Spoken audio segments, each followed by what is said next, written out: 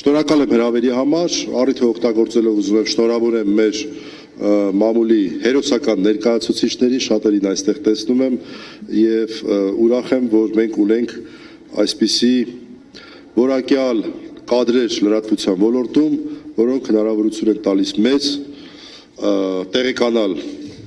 իրականությանը եւ նաեւ տեղեկացնել ձեր միջոցով իրականության մասին մեր հանրությանը։ Ես այսօր ընտրել եմ մի թեմա, որի մասին կարելի է խոսել ոչ թե ժամերով, այլ օրերով, որովհետև նյութը հսկայական է եւ 10 րոպեում տեղավորվելու համար ընդհանրապես կարող եմ ուրվագծել մի քանի կարևոր հարցեր։ Սկսած 2000 ոչ թե 18 թվականից, այլ հավանաբար 19 թվականից մեր երկրում քայլ առ քայլ, կաթիլ առ կաթիլ սկսեցին խոսքի ազատության սահմանափակման ուղղված մի ամբողջ իմ կարծիքով լավ համակարգված եւ կազմակերպված միջոցառումների շարք։ Այն ընդգրկում էր երկու ուղղություն, այսպես պայմանական կարելի է ասել, առաջինը օրենսդրական, կամաց-կամաց սկսեցին միահեծան ձևով ընդունվել օրենքներ, դրանք շատ քիչ էին քննարկվում ազգային ժողովում, որտեղ ազգային ժողովում թե ներկայիս թե նախորդ գումարման ազգային ժողովներում մեկ կոնկրետ քաղաքական ուժ ուներ բացարձակ մեծամասնություն, ցանկացած օրենք կարող էր ընդունել, այդ թվում սահմանադրական օրենքներ եւ եթե սկզբնական շրջանում դեռ որոշ քննարկումներ ամեն դեպքում իրականացվում էր, որոշ դեպքերում ընդդիմությունը կարող էր ինչ-որ բան փոխել 19-20 թվականի սկիզբ այդ շրջանում, ապա դրանից հետո անգամ այդ ձևականությունները չէին իրականացվում, սա ուզում եմ հատուկ ընդգծել հաշվի առնելով այն, որ մեր խորագիրը հենց ժողովրդավարությանն է վերաբերում, ժողովրդավարությունը նաև վերաբերում է փոքրամասնությունների ձայնը լսելու, քաղաքական առաջին հերթին։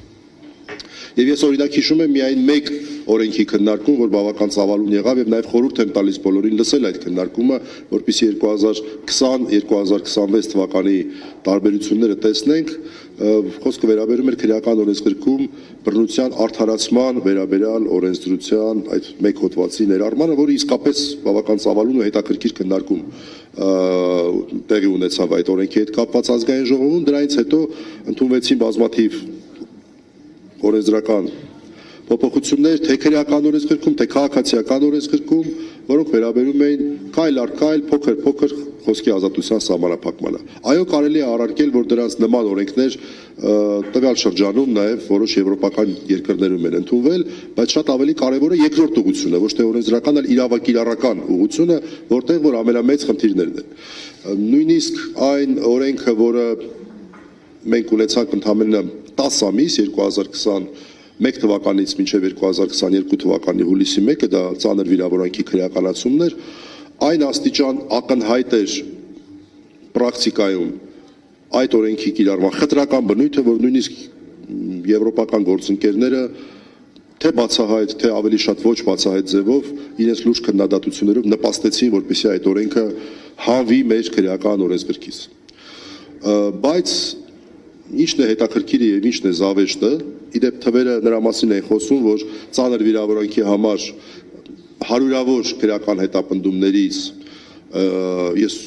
կոնկրետ թվեր եմ ասում 90%-ից ավելը վերաբերում էին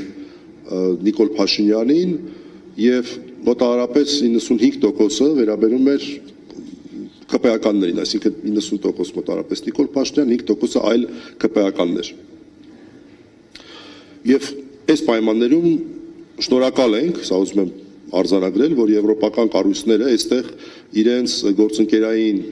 գործառույթը կարծում եմ իրականացրեցին եւ նպաստ ունեցան, որպեսզի այս խայտառակ օրենքը մեր օրենսդրությունից 2022 թվականի հուլիսի 1-ից դադարեցվի, բայց ես ուզում եմ տեղեկացնել մեր հարգելի գործընկերներին, որ այս առաջի հայացքից դրական փոփոխությունը ունեցավ բացասական հետևանքներ, որովհետեւ այս իշխանությունները չդադարեցին ազատ խոսքի համար, կոշտ քննադատությունների համար, քաղաքական ընդդիմախոսներին քրեական օրենսգրքով պատժելու պրակտիկայից, բայց ցեցին օգտագործել այլ հոդվածներ։ Հետաքրքիրն այն է, որ այդ հոդվածների թվում առաջի տեղը ունի մի հանցակազմ, որը կոչվում է խուլիգանություն։ Անկեղծ ասած իմ համար մի քիչ տարօրինակ էր իմանալը, որ խուլիգանություն կոչվող հանցակազմը, եւ մենք ուսանողական լսարանից ենք հիշում, որ այն բխում է մի կոնկրետ անձի, հուլիգան անունով անձի վարքագծից, որը բրիտանական քաղաքացի էր, իմ համար շոկային էր պարզել, որ հուլիգանություն հանցակազմը դա համենևին արևմտյան, այսպես ներդրում չի, այլ սովետական երևույթ է։ Առաջի անգամ մուտք է գործել 1922 թվականի օրենսդրությամբ։ Եվ զավեշտն այն է, որ խուլիգանության հանցակազմն է, այս սովետական, տիպիկ սովետական, բոլշևիկյան, նույնիսկ բոլշևիկյան շրջանում ծնված հանցակազմն է, որ այսօր մեր իշխանությունները օգտագործում են ընդդիմադիր խոսքի դեմ։ Քանի որ ժամանակը քիչ է, ես մեկ կոնկրետ օրինակով եմ ուզում ցույց տալ, թե ինչպես է այն կիրառվում, շատ բնորոշ օրինակ է, որտեղ վերաբերում է 2024 թվականի մարտին եւ 2025 թվականի նոյեմբերին նույնանման իրավիճակներում այս հանցակազմի կիրառմանը քաղաքական խոսք ասող մարդկանց նկատմամբ, այսպես այս տերմինը պետք է կիրառենք արդեն բավական տարածված տերմին է փոդքասթերների նկատմամբ, որոնք քաղաքական, մաքուր քաղաքական բովանդակությամբ հաղորդում են վայրում, Տիկին Սեյրանյանը շատ լավ գիտի, որտեղ նաև իր գործառույթների շրջանակներում ակտիվորեն զբաղվել է այս հարցի բարձրաձայնմամբ, Իմ նեմնիմի կոչվող փոդքասթի երկու վարողների նկատմամբ քրեական հետապնդման մասով։ Սա դասագրքային օրինակ կարող է համարվել, որովհետև ցույց է տալիս այն թե վարքագիծը իշխող քաղաքական ուժի, ես իրավապահներին չեմ վերագրում, այլ իշխող քաղաքական ուժին եմ վերագրում, եւ թե ինչպես է փոխվել այս վարքագիծը, ինչպես է եվրոպական մարմինների լրությունը եւ այստեղ շատ ճիշտ բառը hypocrisy բառն է, այս երևույթը, որ այստեղ գրված է, դրա պատճառով շատ ավելի լուրջ այսպես հետևանքներ ունեցել մարդկանց վրա։ 2024 թվականի եւ 2025 թվականի նոյեմբեր։ Եվ այսպես 2024 թվականին մարդկանց ձերբակալում են 2 ամսով խուլիգանության մեղադրանքով։ Այն բանի համար, որ նրանք կոշտ բառապաշար են օգտագործել իրենց հաղորդումների ընթացքում։ Հայհոյանքներ են օգտագործել իրենց հաղորդումների ընթացքում։ Իրականացվում է կալանքի քննություն, կալանք է տրվում երկուսին էլ,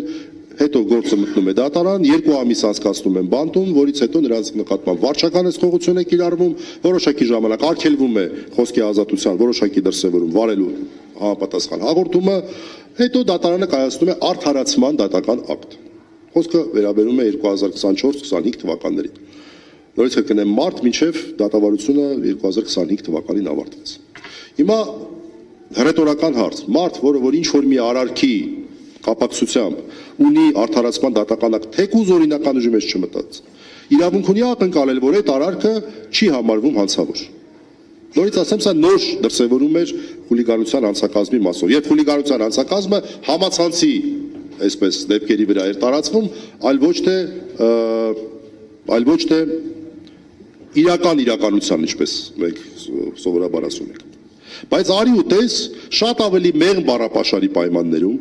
երբ որ հաղորդման սկզբում այդ disclaimer-ը շատ հստակ ներկայացնում է, որ հնարավոր է այստեղ ոչ նորմատիվային բառապաշար ընչի։ Մեր հաղորդումը քաղաքական է։ Քաղաքական հաղորդումները երբեմն որոշ հարցերի քննարկման ժամանակ կոշտություն են ենթադրում։ Եվ այլն